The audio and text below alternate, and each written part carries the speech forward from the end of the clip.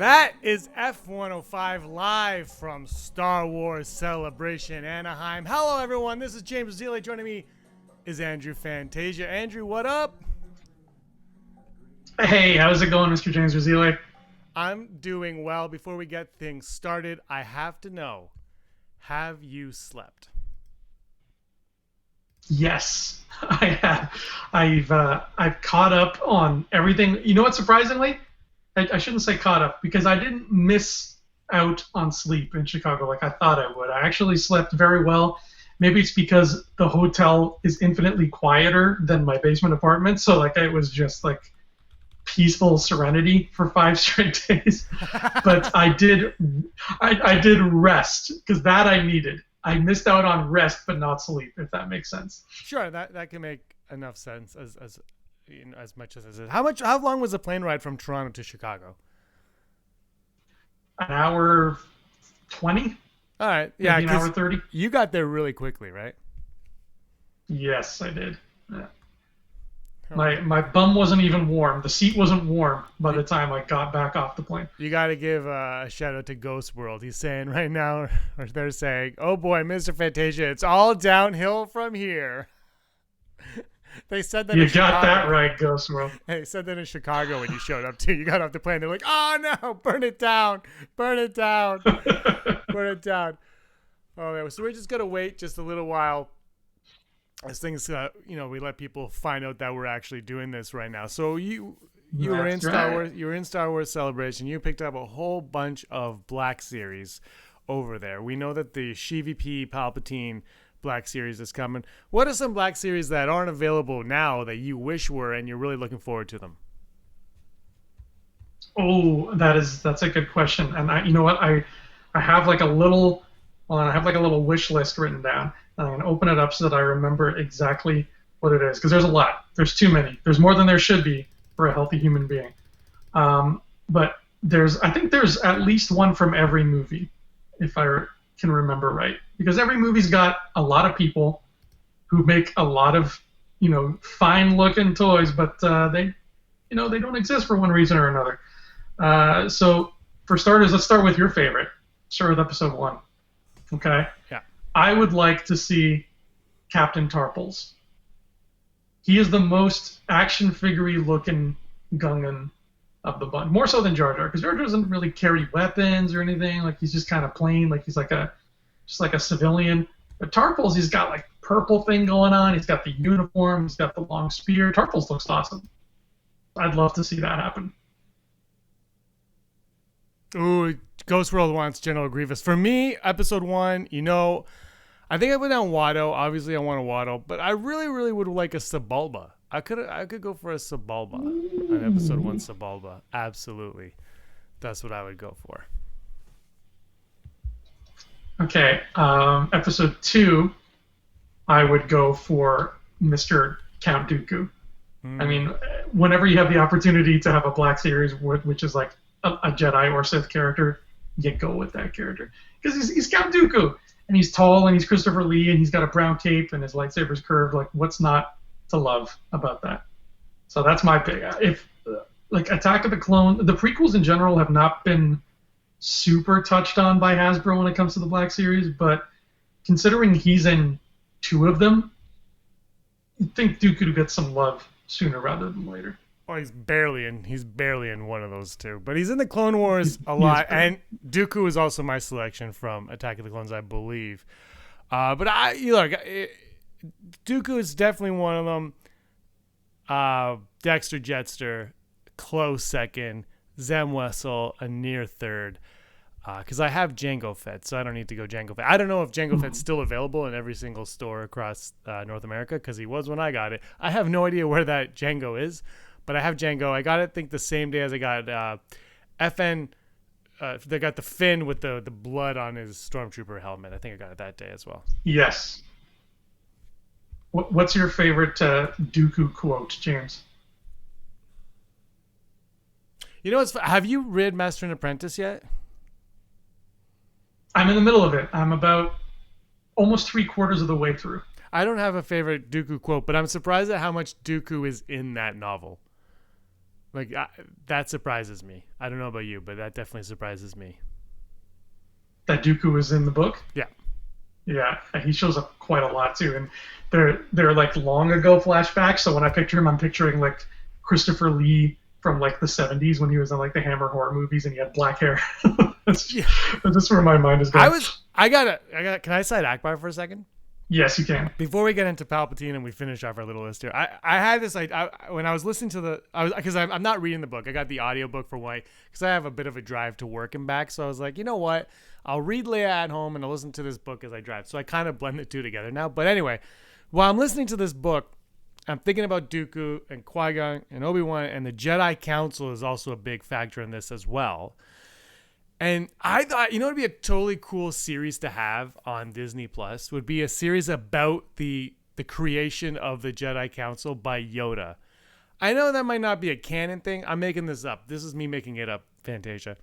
Yoda has to create the Jedi Council because little like teenage or 20-year-old Sheevy P is kind of mysteriously behind some stuff going on. And like Jedi are like murdering people, but they're hiding it from everybody because there's a big sinister plot going on where the Jedi might be bad. No one really knows, but no one wants to touch on it yet because they're still kind of looked at as heroes at this point in time. And so Yoda's like, so the whole thing would be Yoda has to put together the Jedi Council to create peace for everybody, and then they can hold all Jedi accountable for their actions, sort of. In a way, and then you can kind of see like Dooku is there, but he's a Jedi, but he's kind of, you're like, is he a good guy? Is he a bad guy? We don't really know where he stands, and because we know he's eventually going to be Darth Tyrannus and bad, you really don't know. But right away, he wouldn't be the bad guy; there'd be somebody else. Then you could play into like Sifo Dyas can kind of branch off. You could go at so many levels. Anyway, that was my own little headcanon, what I made up that I thought was a lot of fun. I'm going to see your side Akbar and raise you a side Radis. Okay?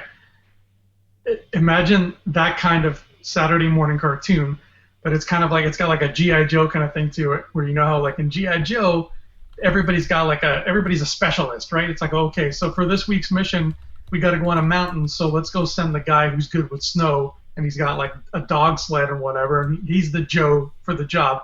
Like that kind of thing, but instead of the Joes, it's the Jedi Council. So it's like, oh, this week some trouble's brewing on this planet, and it's like, oh, Mace Windu knows a guy there. He's got a contact, so we're gonna send him on this mission. Mm-hmm. I could get behind that kind of show. All right, Episode 3 Black Series. What do you want to see? Episode 3. Who did I put on my list for Episode 3? We have Grievous now. Ooh, you go first because I don't remember who I wrote down. Yeah, for a long time it was Grievous. Like he was my number one like wish list period. But now for Episode 3, I'm gonna go on a little bit of a limb here. I want to see my boy Jimmy Smits. I want to see Bail Organa, cape and all. Yeah, absolutely, Jimmy Smits. You guys know I'm a huge Jimmy Smits fan. When Rogue One dropped, that's when we first started the podcast, and I was going bananas when we were hearing rumors that he might show up. And then when he was on, I think it was like The View or something, he goes, maybe I'm in the movie. And it was like, oh my God, he's back. And I thought his role, as small as it was in Rogue One, was perfect. Yes, absolutely. That's what I think. Okay, A New Hope. Was there anyone from A New Hope episode, the original Star Wars, that you would like to see that we don't already have? Ooh, let's see, A New Hope. Hold on. Oh, yeah, 100%. My favorite ancillary character of that movie, Biggs Darklighter. Ooh. I mean, I want the orange getup. I want the helmet with the yellow and red and black checkers there. I want the mustache. I want the whole 9 yards. That's a toy. That's what you call a toy. I don't remember who I said, but I want to go with Hammerhead. Is Hammerhead on there? I want to go some Hammerhead. That's a valid answer. Right? Yeah. Hammerhead would be awesome. I would totally go for some Hammerhead. Force Awakens. Oh, no, wait. We're on Empire Strikes Back. I'm totally skipping a whole trilogy of films here. Yeah. Empire Strikes Back. What did you have for that one? I kept it kind of in the same vein as Biggs. I said Wedge. Yeah, you did. You're keeping it boring. I mean, he's kind of a big deal. I kind of think that you're picking... I like pilots, James. Yeah, I feel like this is where they're actually going to go. And yeah, Al Schuler likes the Jimmy Smits for sure. Yeah, damn right, Al. I actually have your list in front of me right now. So I can Rogue One. No idea. That's who you had for Rogue One. No idea. Oh, you're looking at a different list. That's the list where you asked me to pick figures that actually exist right now. Okay, fine. I am. I see your new and list now. Tarpals, Dooku, Organa. You haven't changed it. Solo. Yeah. Let's do Solo. You already have Solo, so. Well, with Solo, what I have here is I want because like in terms of just figures that don't exist yet, I want one of Kira in her black dress, like in her fancy schmancy, like gotcha. I'm a crime lord. Look at my dress. Because the Kira figure we got is like young Kira, where she's got the weird bowl cut and she's living on the mean streets of Corellia, but we don't have like the legit Kira where she's like an action star, and I feel like the black dress Kira is that. Like that's the the grown up Kira who's like who knows Terras Kasi, and she's ready to kick ass with Terras Kasi. I'm down for that. I want a 2-pack Maul and Kira from Solo. That's what I want. 2-pack Maul and Kira. But it's like hologram Maul, where he's got his lightsaber ready to go. I can't go. Okay, let's just get through the rest. Rogue One. Who did you want from Rogue One? 2 tubes. Gotcha. It's a that's actually a good thing. Now, for me, it was a tie between Bodhi Rook, because there's no Bodhi figure. What the Really? F? Why'd you leave out Bodhi? Yeah, there's no Bodhi figure. It's a tie between him and Blue Leader, because Blue Leader looks pretty legit too. The mustache, but the mustache would have to be fur. Yes, you can comb. It comes with a little comb. I would love that figure right there. So I'm going with 2 tubes. I gotta go with 2 tubes for me. Solo, I think I would go with. I have the Trooper, right? Oh no, I don't. The Mud Trooper. They didn't make a Mud Trooper or no? I don't. Mud you know Trooper. what? I honestly don't know. Mud Trooper wins for Solo. Mud Trooper. New Hope. Jabba. Is that a cop out? I want the weird looking CG Jabba. Do you want? I was gonna say, do you want human Jabba, like just the random dude in like a fur coat? Yeah, that's the one though, the Fred Flintstone looking Jabba. Empire Strikes Back. I'd go with Cliff Clavin. John Ratzenberg would be mine. Who would yours be? For Empire, it's Wedge. Oh yeah, that's right. You said I want that. me some Wedge. Return of the Jedi. Who do you got there? Okay, if you don't agree with me, there's something wrong here. I'm going with Wicket W. Warwick. That's for this one. Yeah. I can't believe there isn't a like. I have a Porg. I have a Porg Black Series, but there's no Wicket Black Series. How backwards is this world right now that we're living in? That's bizarre. And Force Awakens, I got Snap. Which is the worst reason for a nickname in the history of Star Wars. Oh, they have a Mud Trooper. Ghost World's correcting us. They have a Mud Trooper, so I'm going to go with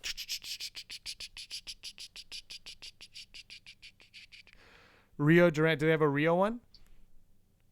They do have a real one. Oh, come on. I think you should go with Lady Proxima. Yeah, I'll go Lady Proxima, because they made the other one that I want, Moloch, but not Lady Proxima. So I'm going Lady Proxima for sure. All right, who do you have for Force Awakens? Force Awakens, I have Razu Kinfi from Kanji Club, because his gun is cool, and I can own an action figure of the main character from the raid, so it's a win-win-win. And Last Jedi. Last Jedi, I want the Praetorian with the whip weapon, because I don't think they've made that. No, they made the spear. They made like the 2 swords come apart. I just got this one here. Let's see. What's he holding? What's he holding? Yeah, so he's got the spear thing. I got this because all of my Praetorian guards have the spear thing, so that's why I got this one. But they have another one that I think you have. And yeah, but yeah, I'm with you. It's like that little. Like it's like a double-bladed knife that he can kind of pull apart. Yeah. But there's the one guy in the movie who's got like a full-on like Castlevania like sword spear kind of thing, and they don't have that in the toys. I want that spear. Yeah, I did get that. Well, I mean, a Praetorian Guard. I have a shelf of Praetorian Guards, which and you've helped me flood my Praetorian Guard shelf Yes, as well. Yeah, you're a bad influence on me. And The Last Jedi. I don't know if you have anyone for The Last Jedi. For me, it's Claude, because he looks like he's from that movie with Ethan Hawke and River Phoenix and the Explorers. It's the Explorers is what I'm thinking of, and it lost the Explorers. Anyway, what's anyone from Rise of Skywalker for you? Okay, because yes, I got I confused did for a second because you said Last Jedi. I always say Last Jedi. It's weird. It's a weird thing that I do. Anyway, from Rise of Skywalker, what I want to see is the Black Series is a Sith Force Ghost of Palpatine. Okay, and it comes with a speech bubble that says, "Rey, I am your grandfather," in the speech bubble. And when you squeeze his belly, he cackles. Yeah, and he cackles. You've been on the Sheev is related to Rey bandwagon since was it before we saw The Force Awakens or immediately following The Force Awakens? Remember that far back now. I'm going to say maybe immediately following, because I think beforehand I had no idea what to expect. I feel like all the parentage theories were happening afterwards because we didn't get answers, so we started putting forth those questions. So I want to say immediately following. Yeah, I think it was like that as well. So now we obviously know that Sheev EP is returning, is making his triumphant return to the sequel trilogy. You were in attendance at Star Wars Celebration when that bomb was dropped. How is we kind of went through this on the live stream we did then, but how is the atmosphere there? You are in a video where we can see your immediate reaction that's on another channel. I can't remember the channel. You might. So take me through that, and then let's get into talking about Sheev EP's return to the Star Wars universe. Well, that was a moment that for me, it made it worth like all the money it cost, like for the hotel, whatever, Uber's meals, and it made it worth it just to be able to be present there in that moment when that happened. And I was in line to get into that. I was just going to say panel, but I wasn't at the panel. I was at the live stream. But I was in the lineup for it, and I just ended up next to the folks at Rebel Watch, chilling with them, chatting with them, and then we got into the main room, and we stood in front of the stage, and we're watching it, and just seeing it all unfold was, that was the moment to me where I was like, this, what? This is why you make, you do the whole mystery box thing. This is why you pull a JJ and you withhold as much info as possible, because when you do roll it out, people lose their minds. And I was a person who was Googling Star Wars Episode 9 every day since like before the Super Bowl, because I thought there was going to be news coming out, and I still lost my mind with how much new information I was given in that trailer. So it goes to show just how good a job JJ did, and just like Lucasfilm in general did, of really keeping a tight seal on the secrecy of this movie. Because that's not, we forget how hard that is in this day and age when there are jackasses like me Googling your movie every day to try to find information. Like, to keep that on the DL, especially something as big as like Palpatine's back. Well, beautiful, like masterfully executed. I gotta say right now, Al Schuler's saying that Rey is a clone. He's calling it right now, and I just gotta say that I did a video. Remember when we did those nonsense videos like 3 years ago, whenever it was? I did a video that Rey was a clone of the Emperor, and I got pooped on because how could a woman be a clone of a man? And now people are calling it. So, Jurassic Park, people. Jurassic Park. Okay, so anyway, look, Ian McDiarmid found out that he was going to be in the sequel trilogy around the time of The Force Awakens, apparently, either before they were shooting it or after. At some point around that time, we're learning that that's when he found out. Now, Fantasia. James Earl Jones also found out that he was going to be in the prequels before that all started. He didn't know what aspect it was or what he was going to do in it, but he knew he was going to be back. We all know that he has very, very few lines in the prequel movies. he says, "Where's Padme? Is she all right?" "No, that's impossible. He says those lines. There are further rumors now.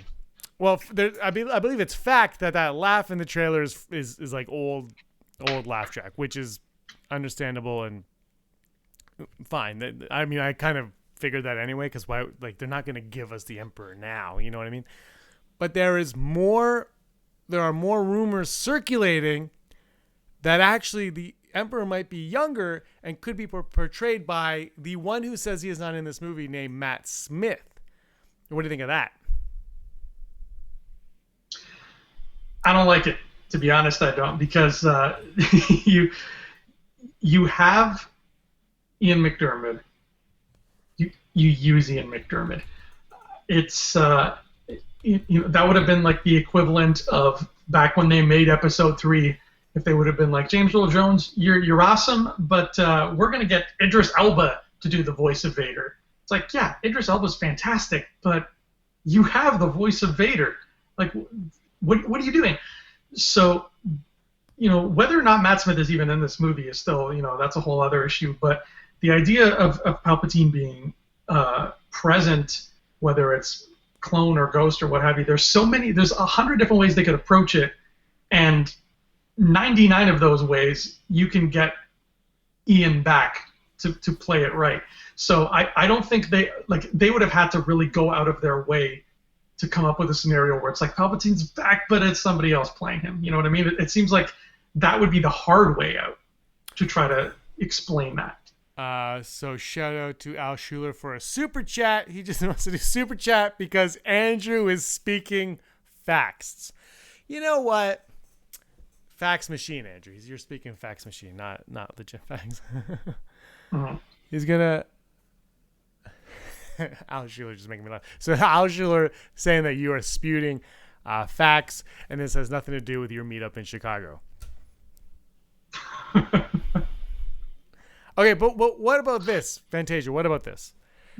Ian McDiarmid is still playing SheVP, but every once in a while they have to go back and show us a younger SheVP because we need to know more about his rise to power. And so when they go back, we have this Matt Smith actor character playing a younger SheVP.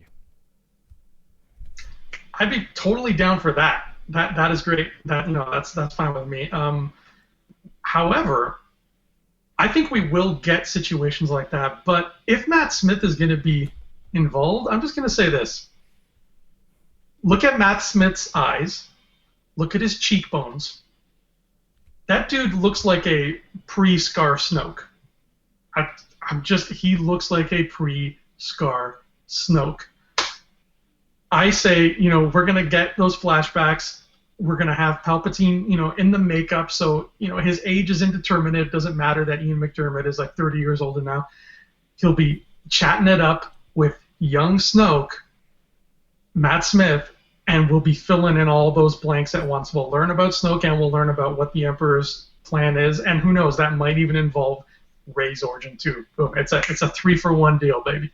There you go, and 4-for-1 if you count getting to see Matt Smith. So do you actually think though that they are going to take any amount of time to tie in Snoke with this story that we're getting? I would say that they would take some out. Yeah, I don't think they're going to completely just remove him. Like, I don't think this movie is going to go by without at least a reference to the man. I think it has to, personally. I've been saying that for a while, though. I think you have this character that you're saying is a super powerful character. You've shown us this strength, and then you slice him in half, which I'm totally cool with. Like, I'm on record as saying that's my favorite part of the movie of Last Jedi is, that whole sequence right after, too. Praetorian Guards, we just talked about it. But I think we need to know more about this Snoke character. Now when you bring SheVP back, I find Snoke even more intriguing now because obviously somehow Snoke, whether he knew it or not, was playing into Sheev's plan. Yes.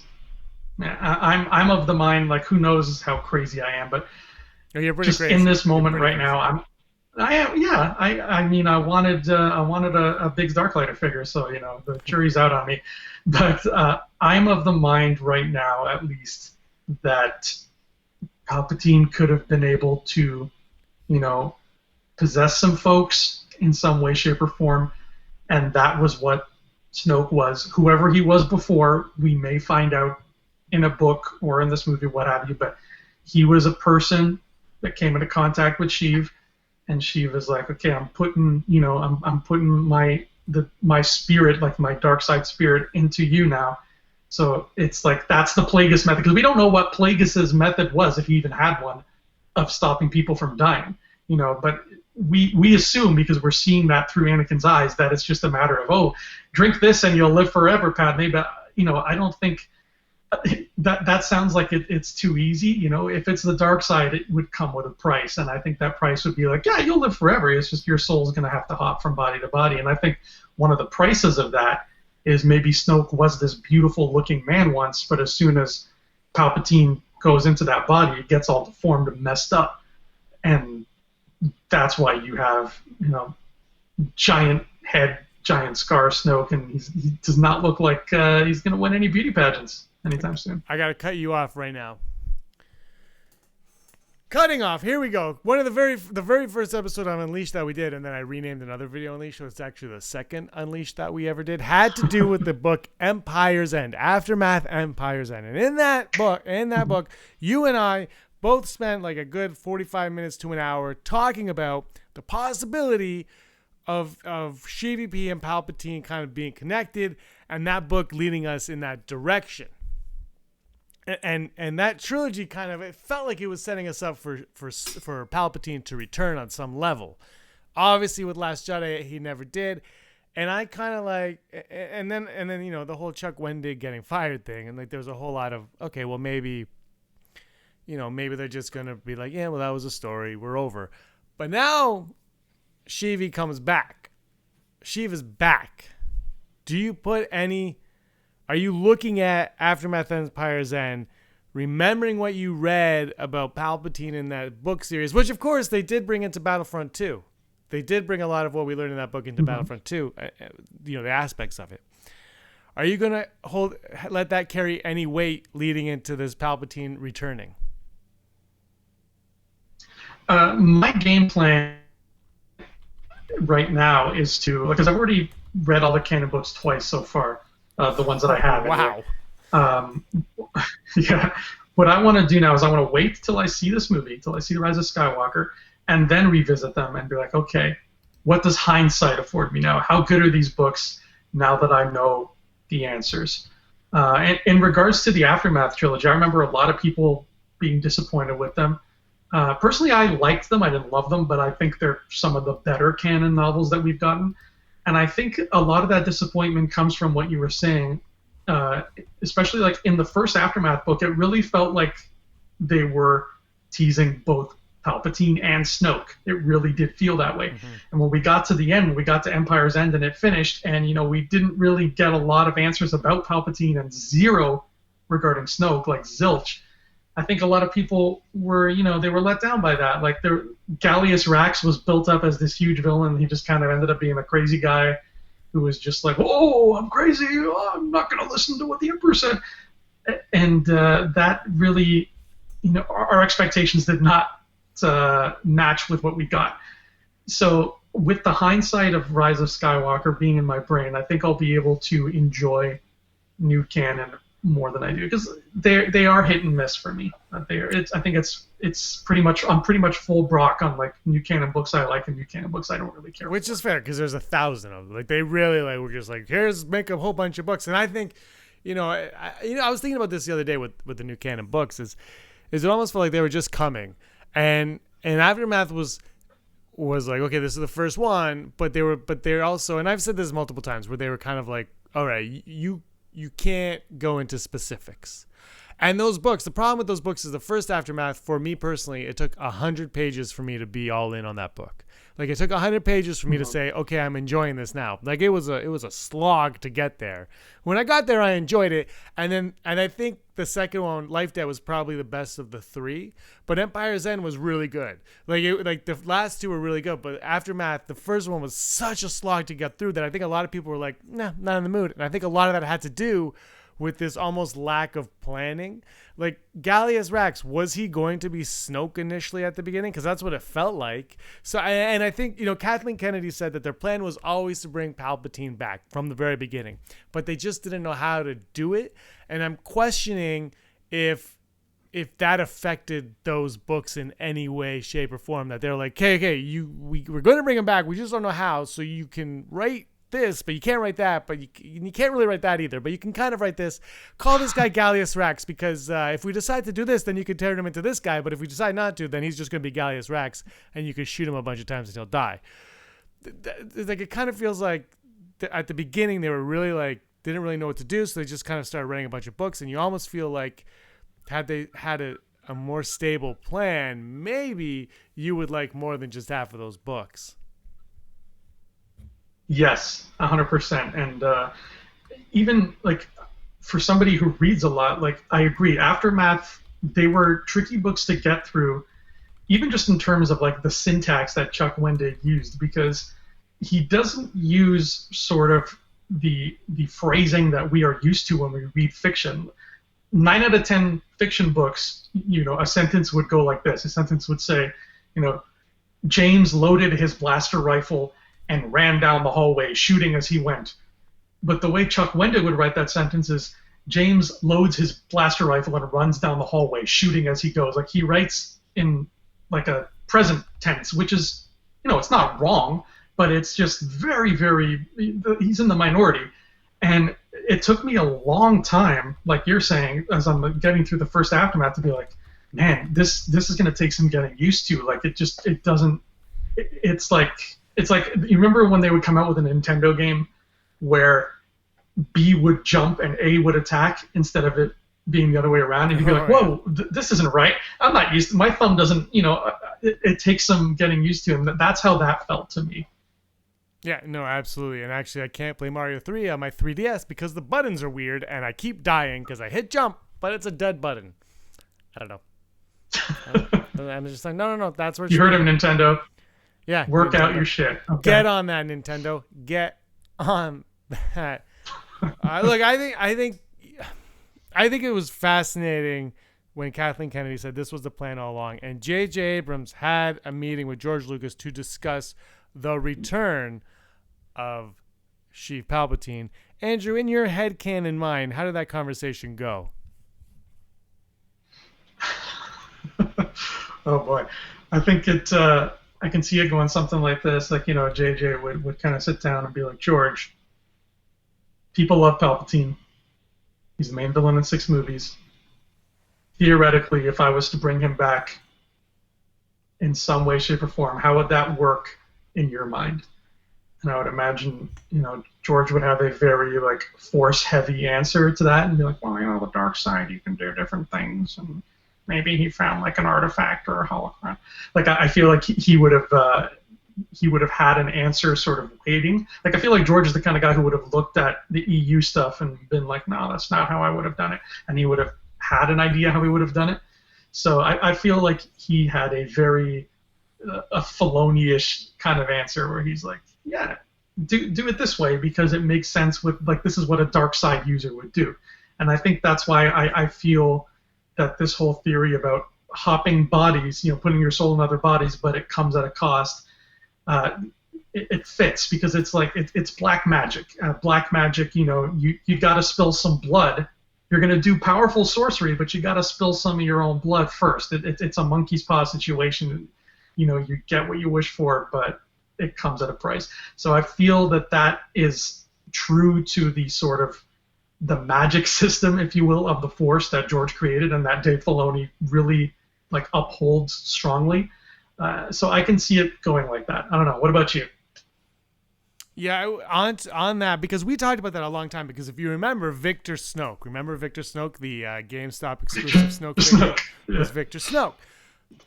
My question now is, I got to go right back to this Matt Smith thing, and maybe Matt Smith isn't even in this movie like he says he's not, and he's not lying. That is a huge possibility. It's even, I would say, a probability.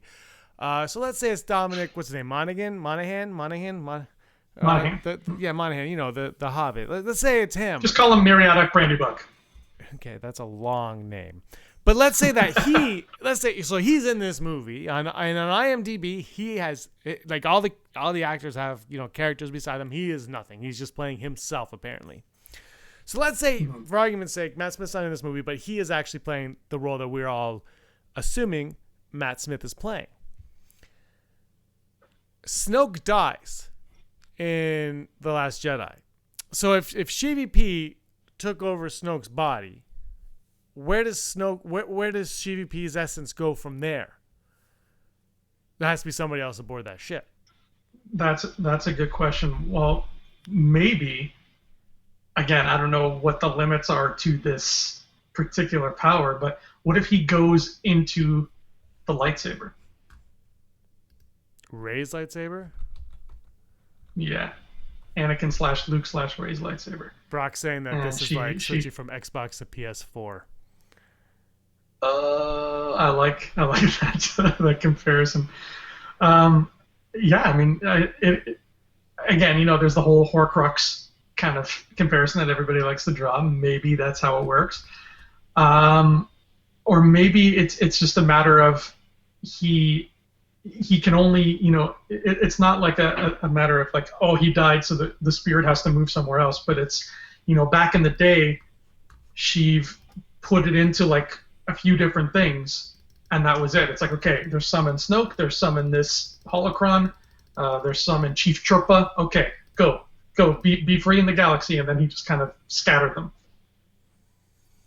I know it's very Voldemort-ish, but I think that's why you could see that playing a part, though, because Harry Potter, I think each Star Wars trilogy has kind of stole and benefited from the era that it was derived from. So, like, the Chosen One motif was very 90s. That was a very 90s. I mean, it's before 90s, but it was very 90s in that regard. We got a lot of it back then. I don't know if you saw The Mummy or The Matrix or any of those movies, but it was always the Chosen One, the Chosen One, the Chosen One. So we got that, and then obviously the original trilogy, we got what we got. But now I think the thing is when you're like, well, you have to explain it, maybe you have to explain it even less because everyone is so familiar with the Harry Potters of the world now that you can go into it and be like, well, yeah, it's like Harry Potter. And that's it. The explanation is just, it's like Harry Potter. You don't need to worry about it. We will get the books. We will get it all in there. But it's the lightsaber. Here's where I have to ask you this question. If the lightsaber already has so much significance, Kylo wants that saber. Do you think there's just adding more to that might be a little bit too much? Well, if this build up for Rise of Skywalker has taught me anything, it's that this movie already is full of so much. I don't consider it too much because it's sort of like they're multitasking in a sense. It's like, yeah, he wants the lightsaber because of the significance to his family, but now it also serves a second purpose as opposed to having two MacGuffins that he's chasing. At least they're sort of consolidating that importance because this is a full movie, James. This is going to be full of lots of things. Well, I got Brock because Brock should get his own. She should be on a podcast. Do we think any of those Jedi texts from Acto reveal what Palpatine did? Is that why Luke is so disillusioned? I think that might... Actually, no, you know what? I don't know anymore because they are very old. They're very, very old texts. And it sounds like, at least as far as we know, it sounds like Plagueis is the one who would have sort of thought of this method, unless he wasn't the first, in which case then sure, yeah, the Jedi could have written about it. Let me answer that question with another question, James. Never tell me the odds. What are the odds this starts, Rise of Skywalker starts with a flashback scene of Sheev and Plagueis? That's the opening prologue of the movie. That is bold. Do you remember when before Last Jedi, I thought Last Jedi was going to start immediately where Force Awakens left off and then go into the opening? It'd be a long time ago in a galaxy far, far away. Then we would see that scene and then, and obviously that didn't happen and whatever, it's fine. But It's bold. It's tricky. I'm gonna say 13%. What about you? That's very Lord of the Rings, Return of the King opening, by the way. It is, yeah. I would put it roughly around there too, maybe like 10%. But I would love that personally, like you're saying, like a long time ago, and then just like how they did with Rogue One, just like boom, a cold open, you get this crazy scene, and the scene ends, and we have like 1 second of blackness and silence to compute what we just saw, and then crawl. I think people would lose their minds. I think so too. But I think though that is, I would have been all for that for Last Jedi, but because we've gone now 8 movies without that being the case, it's kind of like, well, let's hold our pants. Let's just do what we all know is going to happen. And your idea, like, I loved your idea about the colors for Star Wars. If you guys haven't watched that, watch Andrew's video about colors. That's obviously not going to happen either. Your idea for colors for videos. I know, yeah. Right? But it's the same type of thing where it's like, okay, if all of the Benioff and Weiss films are green Star Wars color scheme, right? Let's say. I would be cool if they started like that with teases and then the theme, because that would be something different, something unique, especially if we're never going to get the Fox fanfare back. I think the one jarring thing for me is that it goes right into it. So that, but I'm not saying it's a bad idea to start that way. I just don't. I think they've gone this far without starting that way that I don't see them doing it now. Yeah, I know what you mean. Like it is very late in the game. I only look at it in a sort of sense of like, if you're gonna do it, this is your last chance. You know, like if you're gonna be bold and really stress like this is the big one, guys. This is the finale. Then this is your last chance to sort of like make it special, make it the finale, like make it feel like a season finale of a TV show. Where sometimes they're longer, they take up a longer time slot, or they just do things in a different way. The season finale of the first season of Lost, spoilers, every episode focused on a singular character, and then the season finale it focused on every character. Like they made it special. So this is their chance to sort of make it special. Mm-hmm. I think they're going to make it special. I think they know what they're doing. But I think they're going to stick with the status quo. Brock has to bring back up the lightsaber. I think he disagrees with you on this one, Andrew. He says, but kyber crystals call to their Jedi. Could Palpatine overcome the Jedi? And to our Never Tell Me the Odds, Brock says he wants it to be 100%, but no chance he's going 10%. But anyway, could Palpatine overcome the kyber crystal?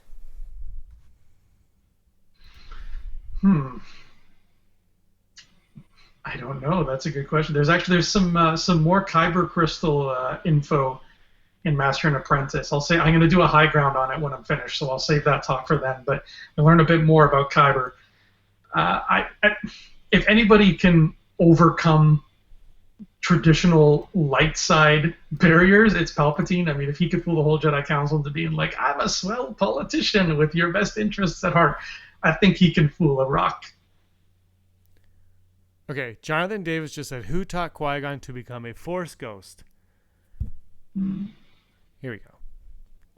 What if the whole Force ghost nonsense is actually something that was conjured up by SheVP, and whatever the hell's happening with them as Force ghosts, it's creating dark side energy for him to absorb and live off of? I don't think that's a thing, but why not? I always saw the sadness on your face. You're like, stop. Just...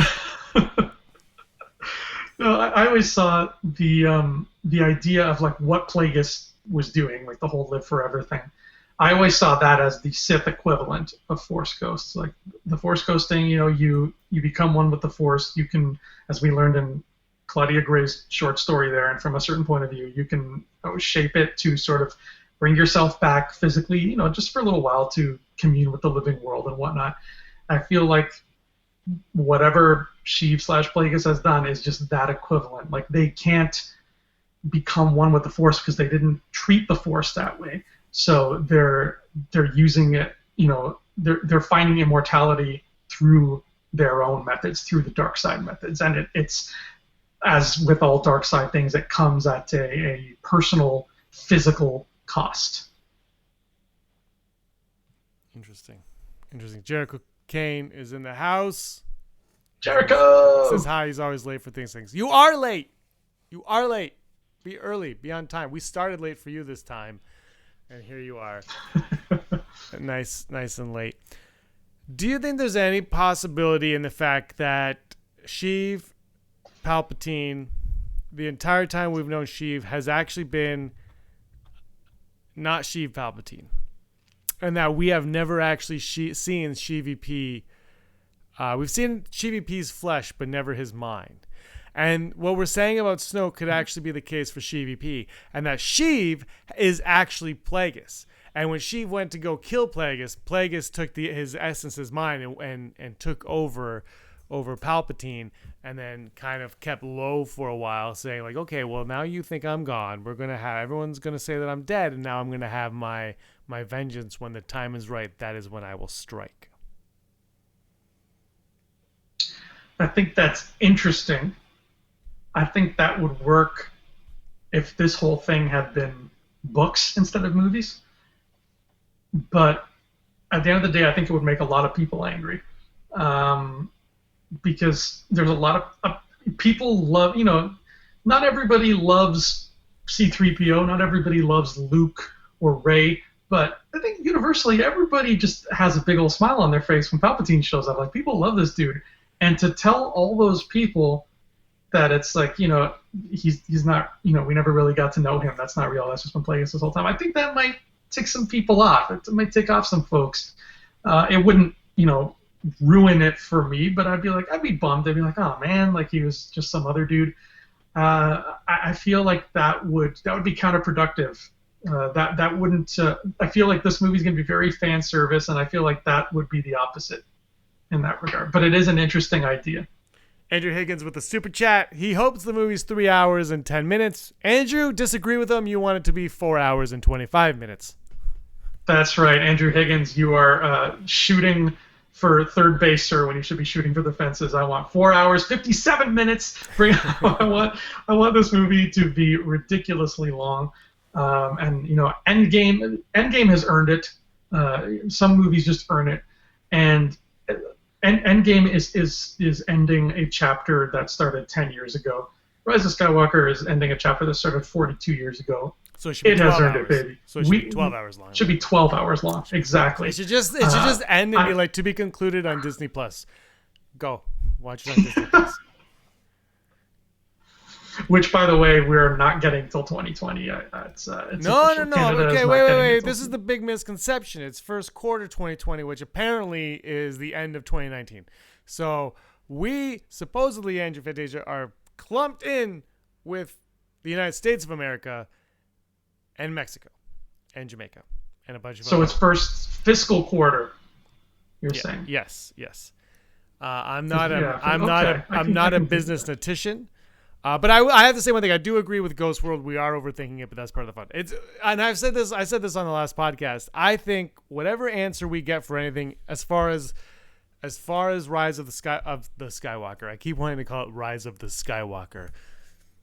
I think get with the program, James. Yeah, I know. People are like, how can you say it? It's not the Skywalker. It's just Skywalker. I think whatever the outcome is, it's going to be super simple. I think a lot of people are overthinking what it's going to be.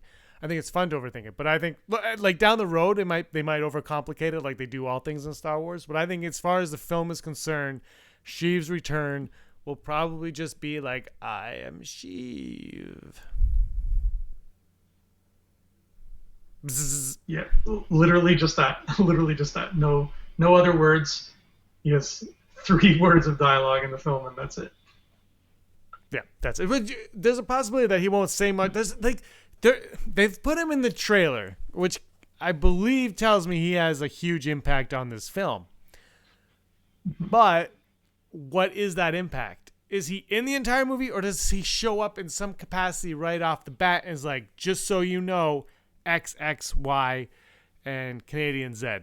Like, is that what it's going to be? And then they have to like go off and figure that out? Like, is he just like gives them a puzzle at the beginning to figure out? Or is he the big... I think he is the big bad. But when do we learn that he's the big bad? That I don't know, and that I'm going to have so much fun finding out with this movie, like his involvement. Well, we all wondered, we all speculated, is he going to be in it before we got that trailer? And a lot of us thought there was a very good chance of him being in it. A lot of us thought there was a very good chance of him not being in it. But take the fact that he is not just in the trailer, but he is the pop in the trailer, coupled with the fact that McDermott comes out as like clarification, like, yep, that was me, tells me that we're getting more of him than we thought. However, I still believe that he is more of a plot device than a physical presence.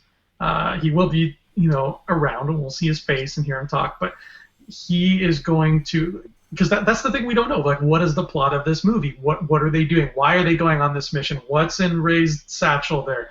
And I think that the answer to that question is going to be given by Palpatine in some way, shape, or form. Jonathan Davis wants this to be a 2-part film. I think you're on that gravy train of thinking. Yeah, man. Jonathan, totally, brother. Like, 10's a nice round number. I've said several times that Force Awakens and Last Jedi together feel like one movie. So I kind of like the idea that it's like The Rise of Skywalker is just the middle movie in a trilogy. That's still what it feels like to me. I feel like we've only seen one movie in this trilogy so far. So I would be super on board with that. I don't think on board. I don't think that's what's going to happen. Unfortunately, I think we're just getting one more Skywalker film, and that will be that. But it's called. So I thought that it was going to be that Leia was going to be the Chewie we're home moment of the trailer. It was obviously Palpatine. Now, Palpatine was Chewie we're home. They wanted you to know that Chewie was home. But the title comes, and it's The Rise of Skywalker, not Rise of the Skywalker. It's Rise of Skywalker. But that follows Palpatine and plays into Kylo Ren's theme. Whatever that title is, well, how big of a role is Palpatine going to play in the rise of Skywalker? And is the title a reference to the person, the being, the entity that created the Skywalker bloodline, SHVP? He's going to be a big part in the whole lineage aspect of it. Like, if there is a way to tie it all together, it's through him, obviously. So I think that the Skywalker name owes its existence to him, yes. And I think that it's just going to be sort of like the irony of it is that he created this bloodline to, further his ends, and that bloodline in the end is going to be what ultimately destroys him. Is that too? I know we've been saying it's going to be simple, but is that too obvious? Like, if you've already thought of it right now, based on he's in the movie and the title, is that too obvious? Mm-hmm. Maybe it's so obvious that that's the way they're going to go. Maybe. I mean, guaranteed. Like, look how many Star Wars podcasts are out there right now. Guaranteed, one of them has already guessed how this movie ends. Like, I think I read somewhere like 5 years ago or something, George R.R. Martin said like he's seen at least 3 different people who have guessed exactly how Game of Thrones ends. It's not hard. We live in such a speculative world these days. It's not hard to speculate correctly, even in something with as thick a mythology as Game of Thrones or Star Wars. So I'm sure that even if it was a simple answer and even if we guessed it, it's not going to ruin the experience for us, A.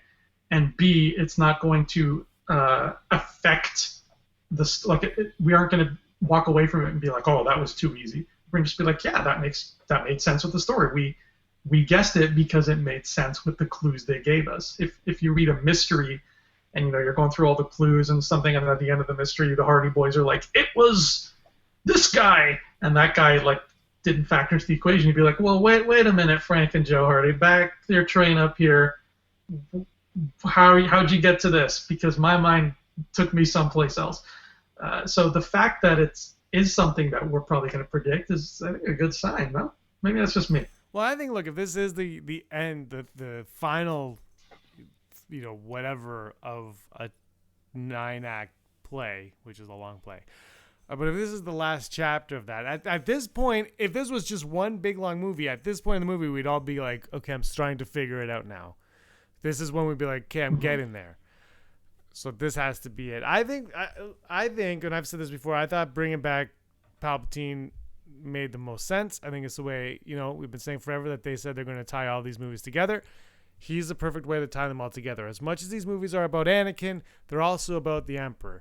The prequel trilogy is very much about Emperor Palpatine's rise to power. Oh, yes. It's like his rise to power is, I would argue, the plot of the prequels, and Anakin becoming Darth Vader is a side effect of that. Yeah. So whose movies are these? Whose story is this? Well, it's clearly Ben Quadraneros' story, James. Well, I feel only there is a Black series I would want from the Phantom Menace. There's so many from Phantom Menace. Phantom Menace has the best side characters of all the Star Wars films. It has so many awesome looking ones that I couldn't. Rise of Skywalker, Sheev Palpatine. Do you hope that they connect Palps with the Skywalker bloodline? You mean, like, do I hope he's responsible for Anakin's birth? On some level, maybe, yeah, but just connect him to Skywalker more than just, this is my apprentice. Because, look, in the Phantom Menace, he says, we're going to keep an eye on you, and he has that kind of look about him. But that look might have just been Ian McDiarmid making that look, right? We don't know. Mm-hmm. Do you think that they're going to play into that? It's on some level that, hey, you know what? There's a reason this all happened, and it's because Palpatine, like, he used the Force, manipulated the dark side of the Force to create, this child. He might have created Shmi for all we know. Like, does Shmi have parents?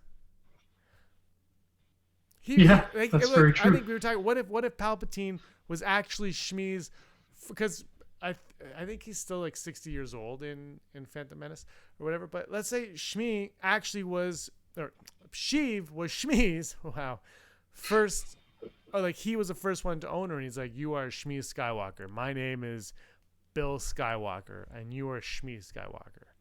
And then he knows where he's going to sell her because he knows the game plan at this point. He still lives on Naboo, but you know what I mean? Like, what if they play it like that, where he's like, he kind of created this name because that name has some kind of meaning at somewhere along the lines. Like in the Thrawn book, right?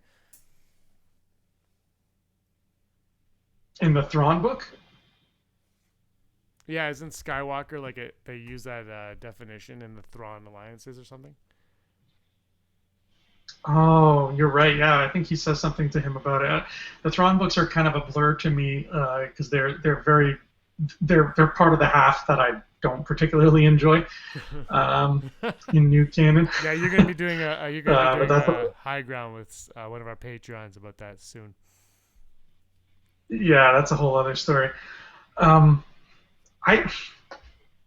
Whether or not Palpatine is responsible for Anakin's birth, I am like 95% sure that Anakin's birth is important to the story in Rise of Skywalker, because you don't call your movie Rise of Skywalker without addressing the fact that, hey, somebody with that name was basically birthed by the Force.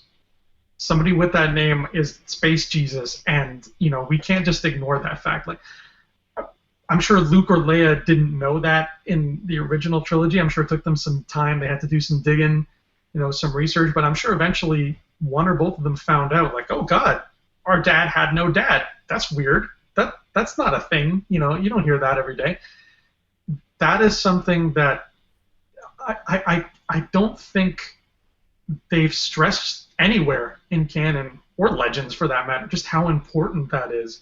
Like, you can gloss over it in episode 1 because it's just episode 1 and you've got 8 more of these things to go, but at some point, especially if you're calling your movie Rise of Skywalker, you got to kind of, you don't have to explain it and get all sciencey about it, but you have to kind of turn and look at it again and be like, guys, there was a Force birth like, this is a big deal. This is special. The Skywalkers are not just normal people. There's something special here, regardless of whether Palpatine instigated it or not. But who knows about the Force birth? Qui-Gon, I would guess the Jedi Council. Anakin, but did Obi-Wan knew 100%. Obi-Wan knew 100%. Okay, but who so okay, Shmi goes, she dies. Shmi dies.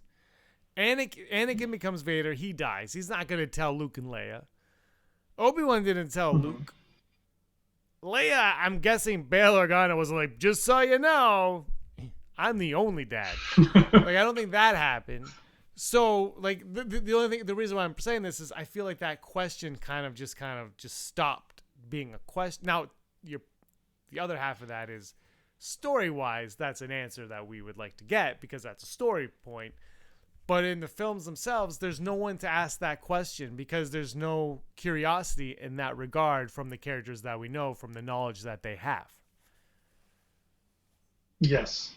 Yeah, that curiosity has been missing, and I feel like it needs to show up now. Not just because this is the last one, but because you're calling it The Rise of Skywalker. So, okay, there's an elephant in the room. We got to address it. Is the elephant Claude? I like that. Claude walked off the set of the Dark Crystal and just wandered into the Rise of Skywalker. You think I think Explorers. I'm more on the Explorers. I gotta call Uncle JJ, and ask him what's up with Claude. I'm really excited for SheVP's return to the Star Wars universe, the Skywalker saga. We got 8 months, I guess 7 soon, of talking about this and trying to figure out what's going on because we probably won't get much more details until that trailer drops, which most likely will be in October once again from Monday Night Football. Yeah, we might get a few things on Force Friday, but I can't wait scant for things. Friday. I know, maybe this is going to be a big one. In the comics, Palpatine literally did create Anakin. Andrew, explain that one, please. Oh, well, yeah, Vader has a vision when he walks into the dark side portal on Mustafar there, where he sees, Shmi and Palpatine standing behind her, and he's like, "Look what I'm about to do," and he's like, wrap his hands around her and stuff, and then you see like the Force kind of swirling around, like in Shmi's womb kind of thing, and you're like, okay, so they allude to it, but because it's in a Force vision. And a dark side Force vision of that, I don't know if I buy that or if that's like Vader's fears made flesh, like Luke. Like Darth Vader wasn't really in that tree on Dagobah. You know what I'm saying? Those are Luke's fears manifesting in that tree. So I'm wondering if that's not the same situation. Like Anakin knows he has no father, so maybe he's afraid that wow, my master's a really powerful guy. What if he messed with the midichlorians and worked some voodoo? And maybe that fear became flesh inside this dark side vision. So I'm taking that with a grain of salt until we see more proof of that in like the living world, the non-visiony world. I'm not buying it yet. I'm not saying I don't think it's true. I'm just saying like I don't think that proves that it's true. I hope it's true. I've always been. I think is that in the Revenge of the Sith novelization? Because I have it right behind me. You guys can't see it. It's off camera, but. Or was it cut out of there? It was whatever. It was supposed to be. It's been. I've never read the novels of the prequels ever, so I actually don't know. I might have to let you borrow all of them because I have all 3 of them. Wow. Yeah, they're actually good. Sweet. The Phantom Menace. I have the Obi-Wan Kenobi Qui-Gon Jinn copy of that one. Yeah, it's fantastic. That's one where Anakin actually says, "I'm gonna marry you one day" to Padme Amidala. He says that. Oh. Yeah, it's a very touching love story right there. But I've been someone that I actually really like that idea. I think that adds another element to it that would be very exciting, and a lot more depth to the overall story and more conflicting. Like just the conflict within is so much more explained than all the parts. Because maybe Shmi was like the nicest person ever, and then you have Palpatine impregnate her, and then that's why all of the children that are born are like they're so conflicted because she is like the epitome of the light side and he's the epitome of the dark side. I don't know. That's probably way too far, but That's a way to look at it. Well, do you remember your first like reaction, like when you were watching episode 1 for the first time, like when it got to that moment when Qui-Gon turns to her and he's like, "Who is the father?" And there's a little bit of a pause. Do you remember like what was going through your head, like, "Oh my God, who is the father?" And then what you thought when she answered his question? No, I remember the first time I saw it, and I remember being like, "Oh, they went the Jesus route." That was actually my thought was, "Oh, okay, he's Jesus. They went Jesus on that one."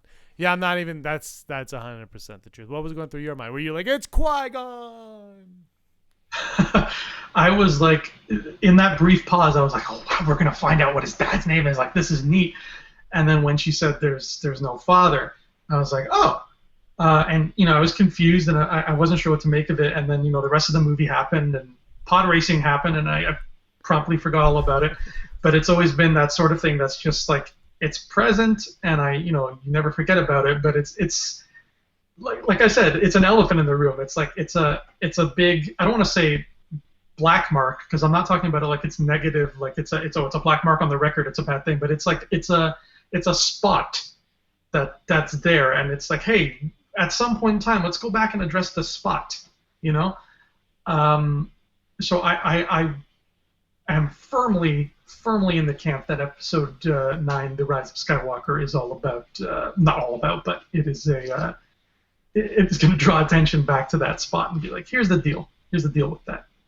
It was Qui-Gon the whole time. Sounds good. All right, we are going to wrap it up. Thanks, everybody, for commenting down below, for watching the live stream. It means a lot to us. Andrew, any last things you want to say before we say good night? I want to say that if Sheev Palpatine is, in fact, physically present in the movie, we see his face and everything, I want him to do a song and dance number complete with tap dancing, and he's holding a cane the whole time. And if I don't see that, childhood ruined. I am on board with that 100%. I think it's going to be a lot of fun watching Sheev come back. I think it's going to tie up the whole saga very nicely. I think we are in for, I don't want to say a Luke, I am your father type moment, but I actually think we are in for something like that. But I don't know on what level. I don't think it's like, I am your grandfather. I don't think it's going to be that on the nose, but I think there's going to be a moment in this movie that we haven't gotten yet that we're going to be like, oh, wow, like that. I'm expecting something like that. I could be completely wrong. And you know what? I don't really care if I'm right or wrong because I just want to watch this movie, and whatever they do, I'm good with. To be completely honest with you, I'm ready for whatever they want to throw our way. Ditto. Yeah. Including pod racing. Bring it back. Bring it back. I hope it's pod racing because I love pod racing, as you know. All right, Andrew, thanks so much for joining me here, guys. Thanks so much for watching. The comments are awesome. Love. Look, I wish I could read them all, but we're kind of there's a lot of them. So thanks a lot. That means a lot to us. Andrew and I are going to stick around because we're recording something else that Patreons will get tomorrow. Everybody else will get probably in a week or so from now. It's going to be a lot of fun. Andrew, thanks again. And may the force of others be with you. Thank you. Always.